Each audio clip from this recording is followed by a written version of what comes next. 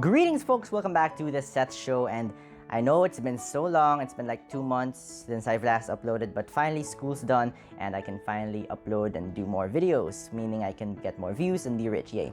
What? Anyway, for you, I have another My Thoughts on video, and this time, the book In His Steps, which is the required reading for English Spaces 11:30 till 31, 32, I think. I don't know. It was for English fourth quarter. Fourth quarter, English grade 10, fourth year high school. Yeah, anyway. In His Steps, the amazing worldwide best-selling book, classic by Charles M. Sheldon.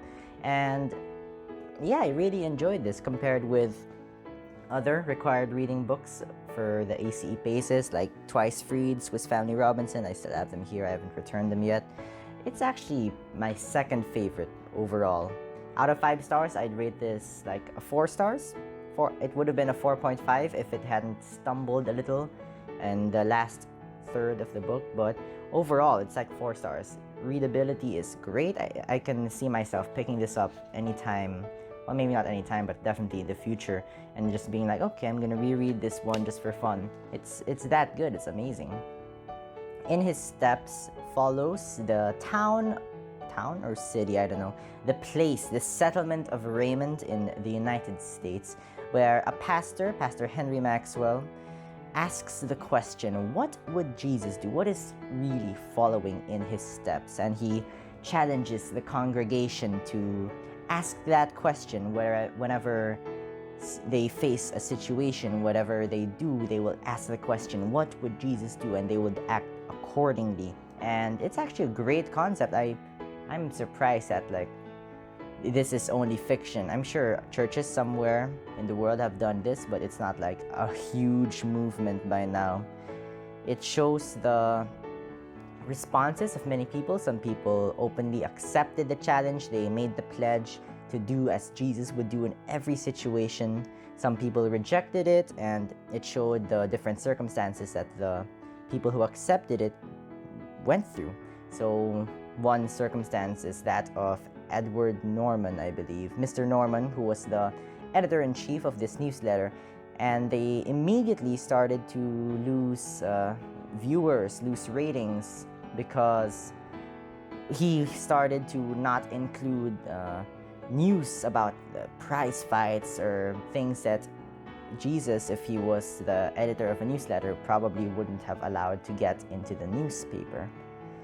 This resulted in minor downfalls with people leaving, sponsors leaving, fewer ads from tobacco companies and whatnot. It also follows the journey of Pastor Henry Maxwell and the fellow congregation members of First Church in Raymond as they go on a quest to destroy, well, maybe not, destroy is a strong word, to stop and prevent the saloon in the most notorious part of Raymond, the rectangle, the rectangle, yeah. Because, you know, they realized that this is causing the downfall of so many souls. So many people are getting lost and addicted to the drink, to the bottle. They get drunk, they waste their lives away, they spend all their money there, so they go on this little campaign to, well, it's not a little campaign, it's a big campaign to take it down. Now, like I said before, this is the required reading for a couple English paces for the 4th year of high school.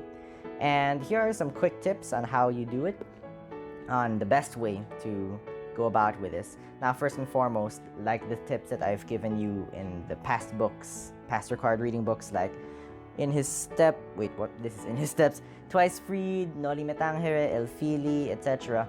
I highly suggest that you open up your English page, you read the questions, and then you keep the questions in mind as you read the required chapter so that it'll be way easier. Trust me, that's what I did. It was so much easier. There were so many things to write. My hand was bleeding by the end of it. Well, no, it wasn't bleeding.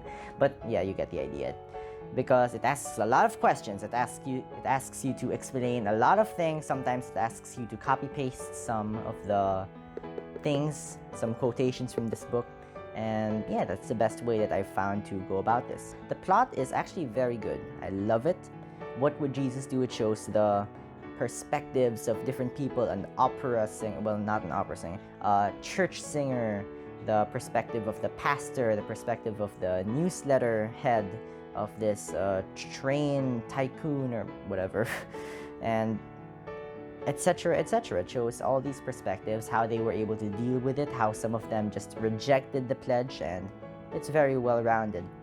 An issue I have with this book is that in the last third, just as I was super invested, this book is like around 250, almost 260 pages, around probably the last 100 pages, or maybe last 70, 80 pages, whatever, the last third of the book.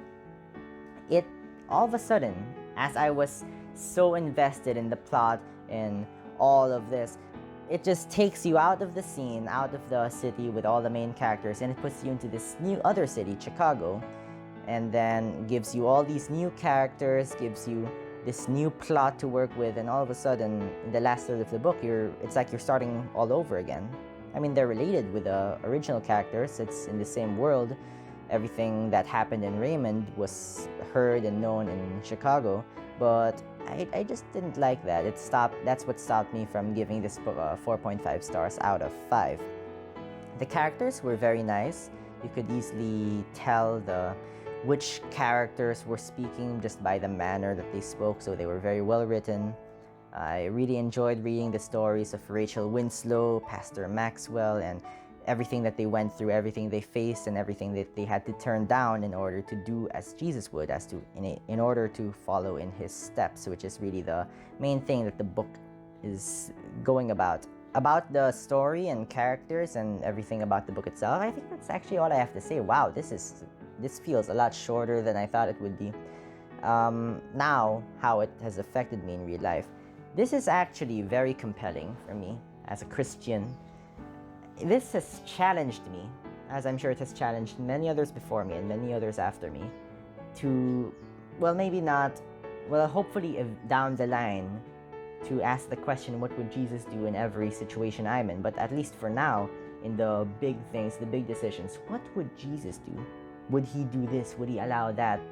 Because that would probably be the best way we can truly follow in his steps, and it's a really big motivation for me to truly pursue real Christian living, truly following the commandments of the Lord, and it's a great inspiration and motivation. So hopefully that turns out well. I think that's all I have to say. I think this is the last required reading book for all the English spaces for ever. I mean, you had God's Tribesmen, Swiss Family Robinson, The Hiding Place, Twice Freed, and now In His Steps. And so far, this is my second favorite. I mean, I haven't read The Hiding Place yet. I want to read it soon, but I'll do a review of that too. This is my second favorite so far. Twice Freed is still my first. This is like 4.5 stars, almost 5 stars, just not quite there. This is 4 stars. Swiss Family Robinson, this is 2 stars. Actually, no, 2.5, yeah, 2.5, because it was just so slow, it was so grueling, but the story itself was fine, it was good.